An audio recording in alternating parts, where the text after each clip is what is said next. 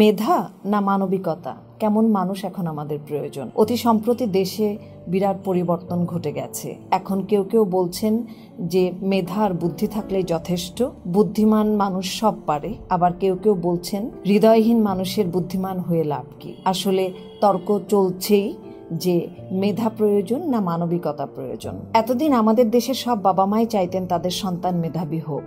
এই সন্তানরাই কিন্তু একটা বিরাট পরিবর্তন নিয়ে এলো আমাদের সমাজ। এই অল্প বয়সী জেনারেশনের হাতে এখন আমাদের দেশ।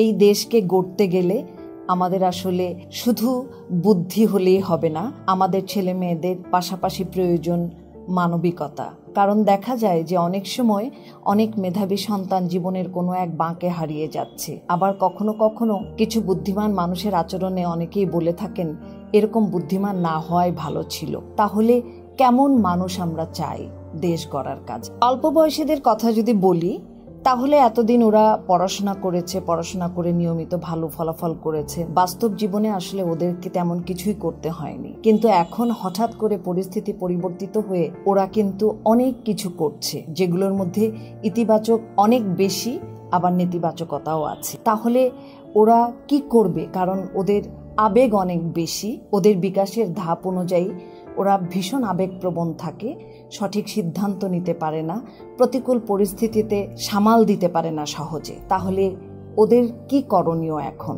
এই জন্য সমাজ মনোবিজ্ঞানীরা বলছেন মেধাকে যথাযথ পরিচালনা করার জন্য কিছু মানবিক দক্ষতা প্রয়োজন।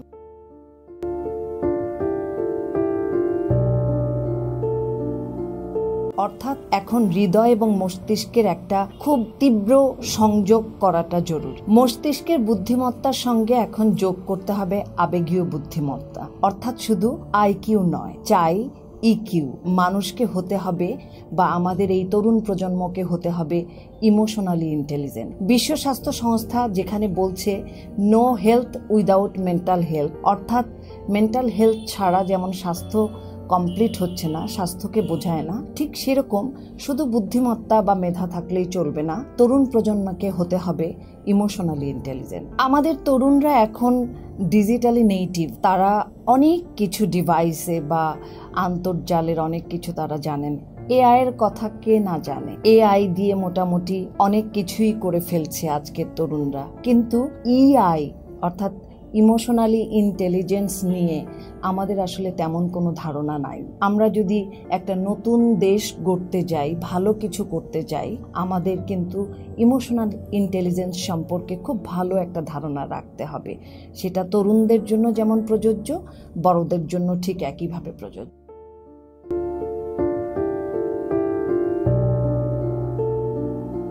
খুব দ্রুত জেনে নেন আপনি কি ইমোশনালি ইন্টেলিজেন্ট কিনা। কিভাবে? তার 4টা শর্ত আছে। আপনি কি আপনার আবেগ ঠিকঠাক মতো বুঝতে পারেন? আপনি কি সঠিক সময়ে আপনার আবেগ নিয়ন্ত্রণ করতে পারেন? আপনি কি আপনার পাশের বা কাছের মানুষটার আবেগ অনুভূতি ঠিকঠাক বুঝতে পারেন? অন্যের অনুভূতি বোঝার জন্য আপনার মনের উদারতাটুকু কি আছে? যদি এই 4টা শর্তের উত্তর হ্যাঁ হয়, তাহলে বলবো আপনি ইমোশনালি ইন্টেলিজেন্ট একজন মানুষ। ইমোশনাল ইন্টেলিজেন্স হলো নিজের এবং আপনার চারপাশের মানুষের আবেগ বোঝা এবং সেই পরিস্থিতি অনুযায়ী যে পরিস্থিতিটা উদ্ভব হয়েছে সেটা সামলানোর দক্ষতা। মনে করুন আপনার কাছের মানুষটার সাথে আপনি খুব তর্ক করছেন, পরিস্থিতি খুব উত্তপ্ত হয়ে উঠেছে। আপনি তৎক্ষণাৎ বুঝতে পারলেন যে তর্কটাকে যদি আপনি আরো এগিয়ে নিয়ে যান বা আরো যদি বাড়াবাড়ি হয়, তাহলে সম্পর্কটা নষ্ট হয়ে যেতে পারে। আপনি সেই উত্তপ্ত অবস্থা থেকে নিজেকে সামলে নিলেন, আর তর্কে জড়ালেন না এবং শান্ত রইলেন, পাশাপাশি অপরজনকে স্পেস দিলেন শান্ত হবার জন্য। কি দারুণ একটা ব্যাপার না? তার মানে আপনি আপনার আবেগটাকে বুঝতে পারছেন, সঠিক সময়ে নিয়ন্ত্রণ করতে পারছেন। এটাই ইমোশনাল ইন্টেলিজেন্স। তরুণ প্রজন্মের হাতে দেশ, তারা দেশ গড়ার কাজে এখন বিভিন্নভাবে নিজেদেরকে নিয়োগ করেছেন, অনেক কিছু করছেন।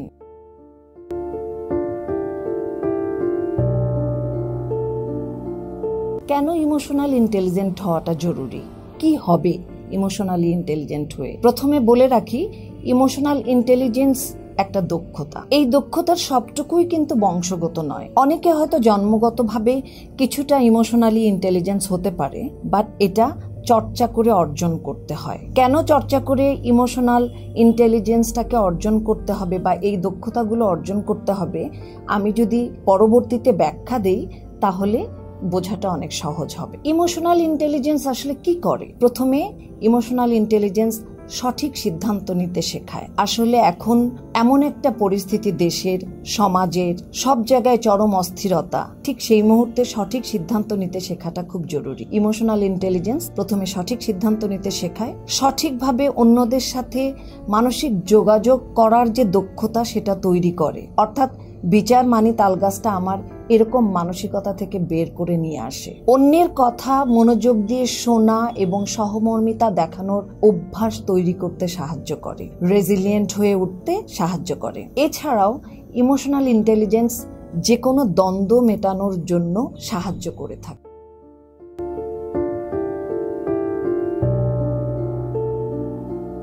এখন প্রশ্ন আসতে পারে যে কিভাবে আমি ইমোশনালি ইন্টেলিজেন্ট হব।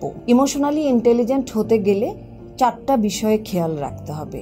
প্রথমে আত্মসচেতন হতে হবে, সেলফ ম্যানেজমেন্ট শিখতে হবে, সোশ্যাল অ্যাওয়ারনেস তৈরি করতে হবে এবং রিলেশনশিপ ম্যানেজমেন্ট শিখতে হবে।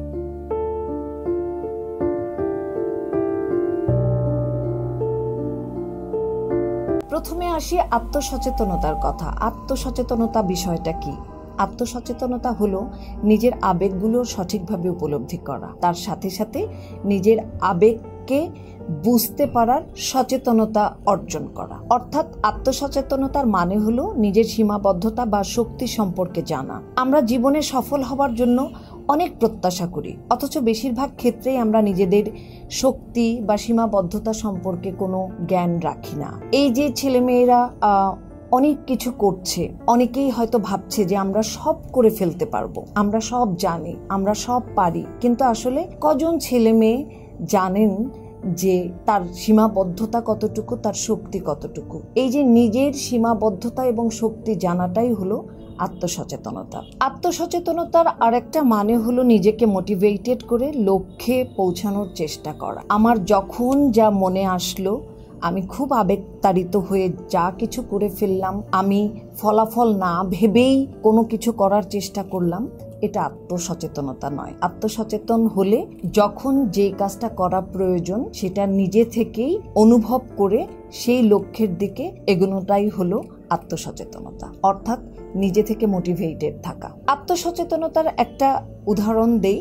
ধরুন আমরা চাই ওজন কমাতে, স্বাস্থ্য ভালো রাখতে এবং সুস্থভাবে বাঁচতে। আমরা কিন্তু সবাই জানি যে যেই খাবারগুলো খাওয়া উচিত নয়, আমরা সেই খাবারগুলোই খেতে ভালোবাসি। আমরা জানি যে সালাদ বা সবজি আমাদের স্বাস্থ্যের জন্য ভালো, তারপরেও আমরা মুখরোচক খাবার খাই। আমরা জানি যে সিঁড়ি ভেঙে উপরে ওঠাটা স্বাস্থ্যের জন্য ভালো, তারপরেও আমরা এলিভেটর থাকলে কখনোই সিঁড়ি ব্যবহার করতে চাই না। এই যে আমরা বুঝতে চাই না আমাদের কোথায় সমস্যা বা সীমাবদ্ধতা, আমরা আমাদের স্বাস্থ্য ভালো রাখার সীমাবদ্ধতাটুকু না বুঝে আমরা যেই কাজটা করি, পয়সা খরচ করে জিমে যাই, ডায়েট করি। আসলে বুঝতে পারা যে স্বাস্থ্য ভালো রাখতে গেলে জিম করা অথবা ডায়েট করার চাইতে জরুরি হলো খাদ্যাভ্যাস পরিবর্তন করা। যেই সমস্ত খাবারে লো ক্যালোরি আছে বা সুষম খাবার বা স্বাস্থ্যসম্মত খাবার, সেই খাবারগুলো খাওয়া এবং পাশাপাশি ফিজিক্যালি অ্যাক্টিভ থাকা।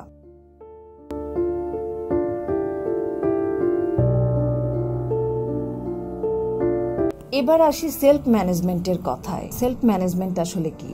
সেলফ ম্যানেজমেন্ট হলো নমনীয় থাকার ক্ষমতা। যারা ইমোশনালি ইন্টেলিজেন্ট তাদের সেলফ ম্যানেজমেন্টের কৌশলটা হলো তারা নিজের আবেগ এবং প্রতিক্রিয়া পরিচালনা করতে, অন্যদের সাথে ভালো যোগাযোগ করতে, যে কোনো সমস্যার সমাধান করতে এবং মানসিক চাপ প্রতিরোধ করতে পারদর্শী হন। অর্থাৎ আমি যখন কোনো কাজ করতে চাই, সেই কাজটাকে, সেটা আমার পেশাগত কাজ হতে পারে, আমার পরিবারের সাথে হতে পারে, রাষ্ট্রের হতে পারে, কাছের মানুষের ক্ষেত্রে হতে পারে, আমাকে সেলফ ম্যানেজমেন্টটা শিখতে হবে। তার মানে স্বব্যবস্থাপনা বা সেলফ ম্যানেজমেন্ট হলো নিজের আবেগ নিয়ন্ত্রণ করতে শেখা এবং যেখানে যেরকম প্রয়োজন সেরকম ভাবে অন্যদের প্রতি প্রতিক্রিয়া দেখানো এবং পরিস্থিতিকে সামলানো। আমরা যারা বড়রা আছি এবং যারা তরুণ আছেন, যারা আমরা চাই নতুন কোনো কিছু করতে, যারা আমরা চাই পরিবর্তন আনতে, তাদেরকে আত্মসচেতনতার পাশাপাশি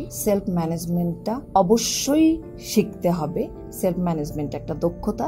এই দক্ষতাটা জানা থাকলে নিজের আবেগ নিয়ন্ত্রণ করাটা অনেক সহজ হবে এবং পরিস্থিতি অনুযায়ী সিদ্ধান্ত নেওয়াটা সঠিক হবে। আরও পরিষ্কার করে বলা যেতে পারে, সেলফ ম্যানেজমেন্ট হলো এমন একটা ক্ষমতা যা মানুষকে তার বিচার বিবেচনা, চিন্তা ভাবনা, অনুভূতি এবং তারা যে কাজ করে সেগুলোকে আসলে সঠিকভাবে পরিচালনা করতে শেখায়। আমাদের তরুণদের প্রচুর আবেগ রয়েছে, তারা অনেক কিছু করতে চায়, অনেক ভালো কাজ করতে চায়। আমাদের উচিত তাদের পাশে থাকা, তাদেরকে উৎসাহ যোগানো, কিন্তু সেখানে যেই বিষয়টা খুব জরুরি, তাদেরকে আত্মসচেতন হতে হবে এবং সেলফ ম্যানেজমেন্ট করা শিখতে হবে। সেলফ ম্যানেজমেন্টের একটা উদাহরণ দেই। অনেক সময় আপনি বুঝতে পারছেন যে আপনার কাছের মানুষটি একটা বড় ভুল করেছে, যেই ভুলটা একদম ক্ষমার অযোগ্য, কিন্তু আপনি কি করলেন? আপনি তাকে আপনার কথার বাণে জর্জরিত করলেন না, বারবার তাকে মনে করিয়ে দিলেন না যে তুমি বিরাট ভুল করেছো, তাকে আপনি অন্যদের সামনে হেয় করলেন না, ছোট করলেন না, অপমানিত করলেন না। এই যে আপনি তার প্রতি নমনীয়তাটা দেখালেন, একটা পরিস্থিতি বুঝে আপনি আপনার আবেগটাকে নিয়ন্ত্রণ করলেন এবং আপনার চিন্তা ভাবনা অনুভূতি দিয়ে আপনি বুঝতে পারলেন যে মানুষটাকে আর একটা সুযোগ দেওয়া প্রয়োজন। এটাই আসলে সেলফ ম্যানেজমেন্ট।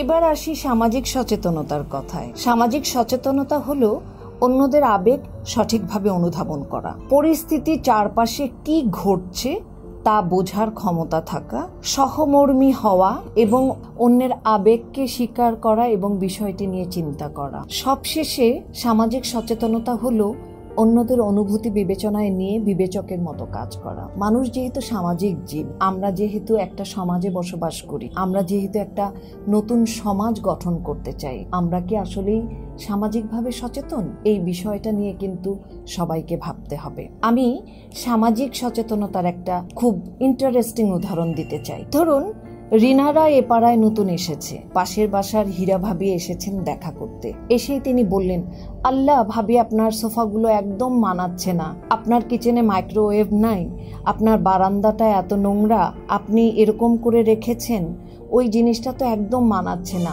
আমার বাসার ডাইনিং টেবিল দেখলে আপনি অবাক হয়ে যাবেন, আপনার ডাইনিং টেবিলটা তো মনে হচ্ছে খুব কম দামি। এই যে নানান কথা বললেন হীরা ভাবি, এতে রিনার ভীষণ মন খারাপ হলো। বিকেলবেলা অন্য আর এক ভাবিকে রিনা তার দুঃখের কথা জানালেন। তখন রিনা ভাবি তাকে বললেন, কেন তুমি শুধু শুধু তার কথা শুনলে? তোমার কি মুখ নেই?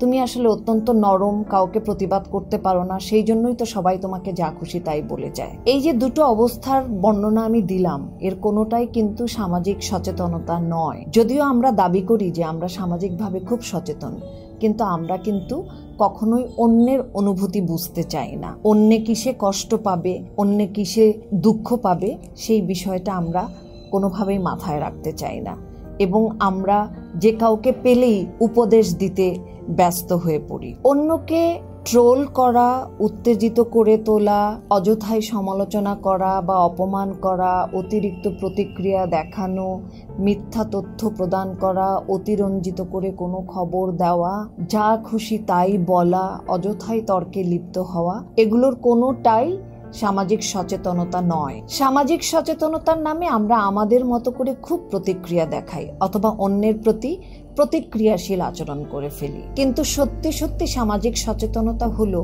যে কোনো সামাজিক পরিস্থিতিতে সেই পরিস্থিতি বিবেচনা করে সঠিক এবং প্রোঅ্যাক্টিভ আচরণ করা। নতুন সমাজ তৈরি করতে গেলে আমাদেরকে রিঅ্যাক্টিভ হওয়ার চাইতে অনেক বেশি প্রোঅ্যাক্টিভ আচরণ করতে হবে।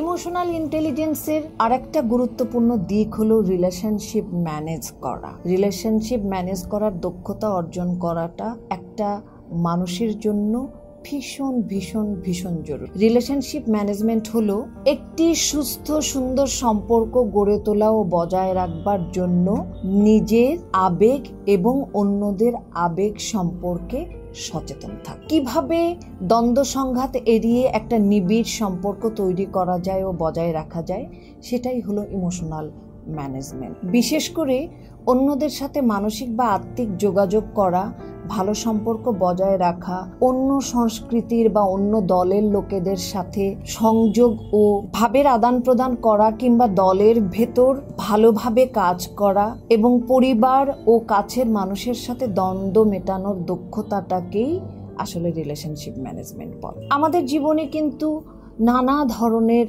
মানুষের সাথে আমাদের সম্পর্ক তৈরি হয়। তাদের প্রত্যেকের সাথে আমাদের সম্পর্কের মাত্রাটা খুব ভিন্ন থাকে, কিন্তু আমরা অনেক সময় সেই মাত্রাগুলো আসলে নির্ণয় করতে পারি না। আর সম্পর্কের এই মাত্রাগুলো নির্ণয় করতে পারি না বলেই আমাদের জীবনে নানা ধরনের ঝামেলা ঘটতেই থাকে। একটা উদাহরণ দিয়ে বলা যেতে পারে, আমাদের জীবনে পরিবারের গুরুত্ব একরকম, আবার খুব কাছের বন্ধু বান্ধবের গুরুত্ব একরকম, আবার সহপাঠীদের গুরুত্ব একরকম, বিভিন্ন দল করছি সেই দলের সাথে সম্পর্ক একরকম, আবার হয়তো জীবনে রোমান্টিক সম্পর্ক তৈরি হলে তার গুরুত্ব আর এক রকম। এরকম আমাদের জীবনে বিভিন্ন মানুষের সাথে বিভিন্ন সম্পর্ক তৈরি হতে থাকে। আবার কিছু কিছু মানুষ আছে যাদের সাথে সামাজিক যোগাযোগের মাধ্যমে আমাদের রোজ কথা হয়, কিন্তু তাদের সম্পর্কে আমরা হয়তো তেমন কিছুই জানি না, ব্যক্তিগতভাবে তাদের সাথে আমাদের কোনো পরিচয় নেই।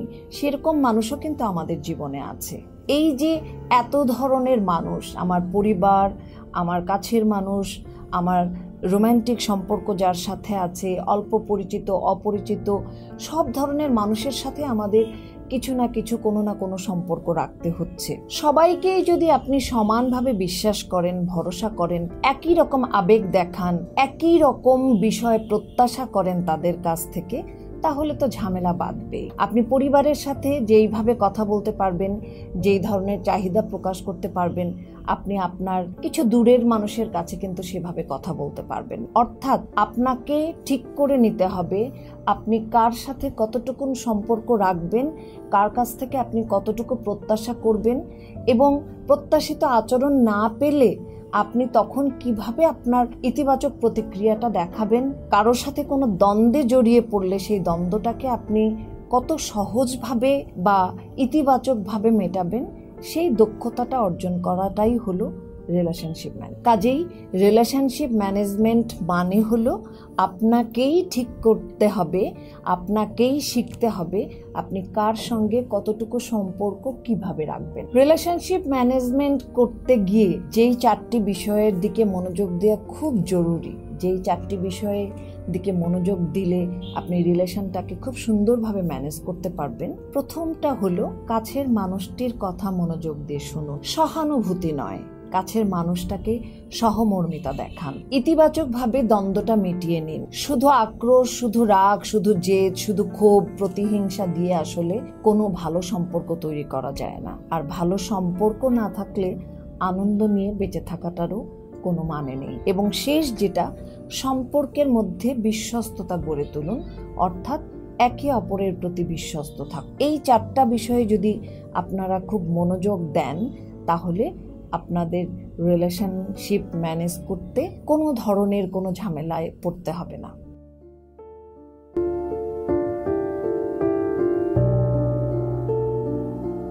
ইমোশনাল ইন্টেলিজেন্স কিভাবে একজনকে তার বুদ্ধিমত্তার পাশাপাশি মানবিক করে তোলে, তার একটা রূপক গল্প শুনিয়ে আজকের ভিডিওটি শেষ করব।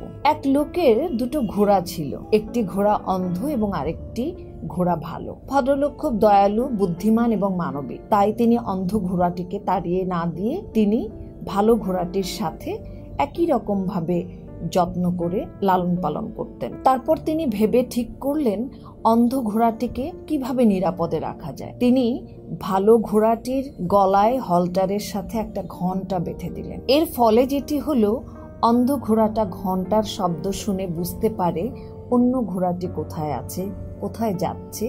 অন্ধ ঘোড়াটি তাকে অনুসরণ করে। এভাবেই অন্ধ ঘোড়াটি পথ চলে এবং এর ফলে সে বিপদে পড়ে না এবং সারাদিন পরে সন্ধ্যায় ভালো ঘোড়াটির সঙ্গে সে তার আবাসস্থলে ফিরে আসে। অন্যদিকে ঘণ্টাওয়ালা ঘোড়াটা সব সময় অন্ধ ঘোড়াটিকে পরীক্ষা করে যে সে তার আশেপাশে আছে কিনা। ঘন্টাওয়ালা ঘোড়াটা নিজের ইচ্ছা মতো এদিকে ওদিকে না গিয়ে এমনভাবে চলাফেরা করে যাতে অন্ধ ঘোড়াটা সহজেই তাকে অনুসরণ করতে পারে। মাঝে মাঝেই সে অপেক্ষা করে এবং পরীক্ষা করে যে অন্ধ ঘোড়াটা আশেপাশে আছে কিনা। যখন অন্ধ ঘোড়াটা পেছনে পড়ে যায় তখন সে এক জায়গায় দাঁড়িয়ে ঘন্টার শব্দ করতে থাকে যাতে অন্ধ ঘোড়াটা শুনতে পায় এবং সেই শব্দ শুনে ধীরে ধীরে অন্ধ ঘোড়াটা তার কাছে এগিয়ে আসে। ভালো ঘোড়াটা এমন আচরণ করে যাতে অন্ধ ঘোড়াটা তাকে বিশ্বাস করতে পারে এবং তাকে বিশ্বাস করে সে পথও হারায় না, বিপদেও পড়ে না। দুজন ঘোড়া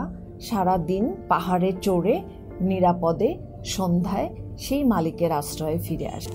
আর এই যে ঘন্টাওয়ালা ঘোড়াটা যখন প্রতি সন্ধ্যায় সে ফিরে আসে তখন মাঝে মাঝেই সে পেছনে ফিরে তাকায় এবং নিশ্চিত করে যে অন্ধ ঘোড়াটি তার সঙ্গে আছে কিনা, তার বন্ধুটি ঘন্টার শব্দ শুনতে পাচ্ছে কিনা। এভাবেই দুজনের পরিপূরক হয়ে পথ চলে, একসঙ্গে থাকে এবং তারা নিরাপদে থাকে। দেশের বড় একটা পরিবর্তন এসেছে, পট পরিবর্তন হয়েছে, অনেক কিছু বদলে গেছে। এখন সমাজটা তরুণদের হাতে, এটা খুবই আশার কথা। নতুন করে তারা অনেক স্বপ্ন দেখছেন, অনেক কিছু তৈরি করতে চাচ্ছেন, কিন্তু কিছু উদ্বেগের কথাও এখানে রয়ে গেছে। তাদের সঙ্গে আসলে অনেকের, অর্থাৎ আমি বলবো যে বড়দের বা ভিন্ন জেনারেশনের একটা গ্যাপ তৈরি হচ্ছে। তারা এক ধরনের অস্থিরতার মধ্যে দিয়ে যাচ্ছেন। তারা বুঝতে পারছেন না, তরুণরা বুঝতে পারছেন না যে আসলে বড়দের সাথে বা অন্যদের সাথে তাদের কি আচরণ করা প্রয়োজন। এইখানে এই অন্ধ ঘোড়া এবং ভালো ঘোড়ার উদাহরণ থেকে আমি একটা বিষয় তরুণদের উদ্দেশ্যে বলতে চাই। আপনি মনে করে দেখুন, আপনি কোনো না কোনো এক সময় হয়তো জীবনে অন্ধ ঘোড়ার ভূমিকায় ছিলেন। তখন কাউকে না কাউকে আপনি ঠিক বিশ্বাস করেছিলেন এবং অনুসরণ করেছিলেন। আপনি তখন আপনার ক্ষমতা সম্পর্কে জানতেন না। আপনি তখন ভাবতেন আপনাকে দ্বারা কিছুই হবে না। আপনি যখন অন্ধ ঘোড়া ছিলেন তার মানে কিন্তু আপনি ধরেই নিয়েছিলেন যে আপনি বাতিলের দলে, আপনাকে দিয়ে আর কিছু হবে না। আপনি তখন জানতেন না আপনার ভেতরে যে অসীম সম্ভাবনা রয়েছে, যেই সম্ভাবনাটা এখন আমরা দেখতে পাচ্ছি। আপনাদের ভেতরে অনেক শক্তি আছে, সেটা কিন্তু আপনি জানতেন না। আপনার ভেতরে যে অসীম শক্তি ছিল সেটা আপনি বিশ্বাস করতে ভুলে গিয়েছিলেন। মনে করে দেখুন, তখন কেউ নিশ্চয়ই আপনাকে এগিয়ে যেতে সাহায্য করে। সেটা হতে পারে আপনার বাবা মা, সেটা হতে পারে আপনার শিক্ষক, সেটা হতে পারে আপনার প্রিয় কোনো বড় ভাই, আপনার কাছের মানুষ। আপনাকে একটুখানি ধরিয়ে দিয়ে বা আপনাকে একটু অনুপ্রেরণা দিয়ে আপনার দুঃসময় পাড়ি দিতে কিন্তু তারা সাহায্য করেছেন। কাজেই জীবনে এরকম কখনো কখনো সময় আসে যে আপনি কাউকে অনুসরণ করছেন বা কারো কাছে থেকে অনুপ্রেরণা পাচ্ছেন, অনুপ্রেরণা নিচ্ছেন। যাদের কাছ থেকে আপনি অনুপ্রেরণা পেয়েছেন, অনুপ্রেরণা নিয়েছেন, অনুসরণ করেছেন, তাদেরকে কিন্তু ভুলে গেলে চলবে না। এখন পরিস্থিতি পাল্টে গেছে। এখন কিন্তু আপনিই অনেকের জন্য ঘন্টাওয়ালা ঘোড়া। আপনাকে অনেকে বিশ্বাস করছে, আপনাকে অনুসরণ করছে। আপনি সেই সব মানুষের পাশে দাঁড়াচ্ছেন, বন্ধুদের পাশে দাঁড়াচ্ছেন, ঘন্টাওয়ালা ঘোড়ার ভূমিকায় রয়েছেন, অন্যদেরকে গাইড করার জন্য রয়েছেন, অনুপ্রেরণা দেবার জন্য রয়েছেন এবং অন্যের অনুপ্রেরণার উৎস হয়ে উঠেছেন। আপনার সাহায্যে অনেকেই তাদের পথ খুঁজে পেয়েছে। আগের জেনারেশন অর্থাৎ বাবা মারা কিন্তু বলছে যে আপনারাই এখন তাদেরকে মোটিভেট করছেন, কনভিন্স করছেন, তাদেরকে পথ দেখাচ্ছেন। এই যে একে অপরকে বুঝতে পারা, একে অপরের পরিপূরক হয়ে থাকা এবং একে অপরকে সম্মান করা, একে অপরের আবেগকে বুঝতে পারা, সামাজিকভাবে সচেতন থাকা, বেঁচে থাকার জন্য অনুপ্রেরণার উৎস হয়ে ওঠা, এটাই হলো ইমোশনাল ইন্টেলিজেন্স। আমরা এখন মেধাবী বুদ্ধিমান মানুষের সাথে চাই মানবিক মানুষ। আর এই জেনারেশন কাছে আমাদের অনুরোধ, আপনারা আপনাদের বুদ্ধিমত্তা চর্চার পাশাপাশি আপনাদের ইমোশনাল ইন্টেলিজেন্সের চর্চাটাও করবেন, প্র্যাকটিস করবেন এবং দক্ষ হয়ে উঠবেন। আপনারা দক্ষ হয়ে উঠলে সত্যিই আমরা ভবিষ্যতে একটা দক্ষ মানবিক গঠনমূলক সমাজ পেতে পারি।